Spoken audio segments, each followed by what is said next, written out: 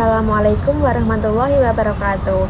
Perkenalkan, nama saya Fania Nazifutasari dari kelas 2C dengan NIM 240701601129. Nah, jadi di sini saya akan menjelaskan sedikit materi tentang atau sedikit contoh tentang penggunaan media sosial dan perkembangan remaja. Nah, jadi saya akan memberikan contoh kasus dalam materi psikologi perkembangan dalam media sosial. Jadi saya akan memberikan kasus contoh pada gadis umur 24 tahun yaitu dalam masa dewasa muda yang dia itu dimana mengalami depresi akibat kecanduan live di TikTok.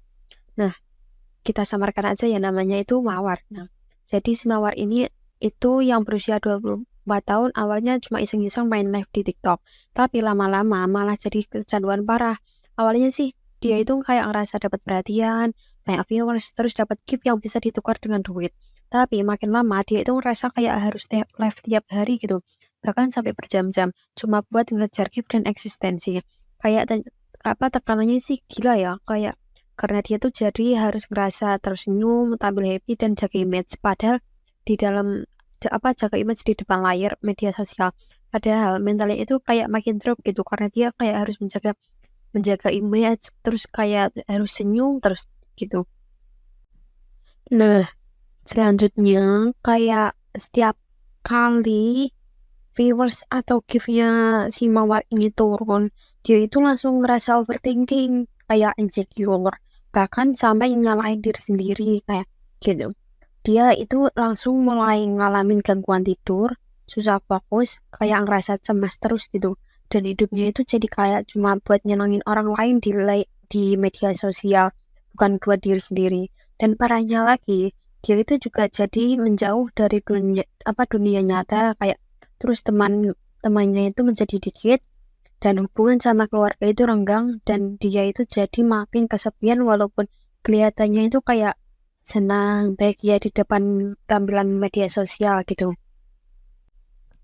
Nah, selanjutnya itu kayak pas dia ngerasa mentalnya udah nggak kuat, si Mawar ini mutusin buat stop total dan nyari bantuan di psikolog.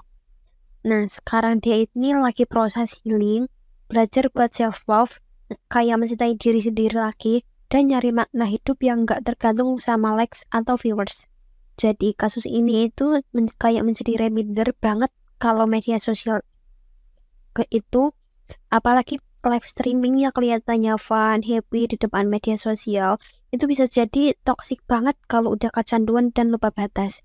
Jadi buat kita semua itu kita tetap harus punya kontrol. Jangan sampai eksistensi digital ini bikin kita kehilangan jati diri di dunia nyata.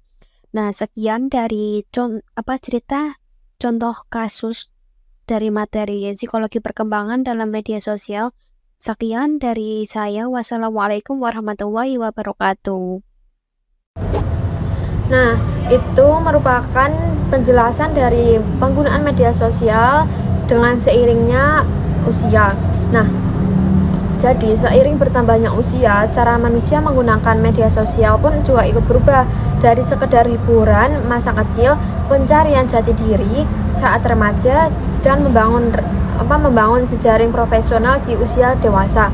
Oleh karena itu, penting bagi kita semua, apapun usianya, untuk memahami peran media sosial dengan bijak. Nah, jadi gunakan media sosial itu buat yang penting-penting aja gitu, jangan kayak buat yang aneh-aneh gitu. Karena media sosial itu bukan hanya tempat berbagi doang, tetapi juga membentuk siapa kita dalam dunia nyata.